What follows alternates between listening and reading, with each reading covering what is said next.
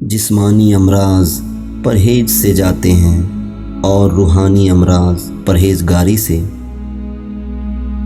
اپنا خیال بھی اہم ہے، لیکن سب سے اہم خیال اس کا ہے جس نے تجھے صاحب خیال بنایا۔ مومن کی راحت کس میں ہے؟ اگر غفلت ہو گئی ہو تو سجدے میں، اگر گناہ ہو گیا ہو تو توبہ میں۔ مومن وہ نہیں جس کی محفل پاک ہو، مومن وہ ہے جس کی تنہائی پاک ہو۔ انسان کو اچھی سوچ پہ وہ انعام ملتا ہے جو اسے اچھے اعمال پہ بھی نہیں ملتا، کیونکہ سوچ میں دکھاوا نہیں ہوتا۔ علم وہ نہیں جو آپ نے سیکھا ہے، علم تو وہ ہے جو آپ کے عمل و کردار سے ظاہر ہو۔ زمانے کا شکوہ نہ کرو بلکہ خود کو بدلو، کیونکہ پاؤں کو گندگی سے بچانے کا طریقہ جوتا پہننا ہے، نہ کہ سارے شہر میں قالین بچھانا۔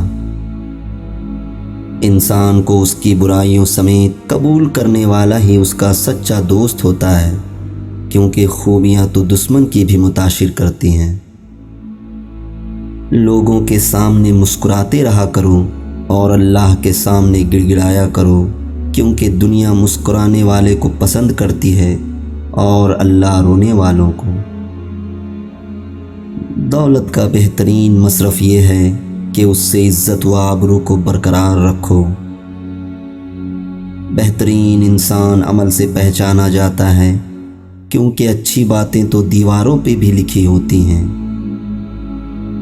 جیت کی عادت اچھی ہوتی ہے، لیکن کچھ رشتوں میں ہار جانا ہی بہتر ہوتا ہے۔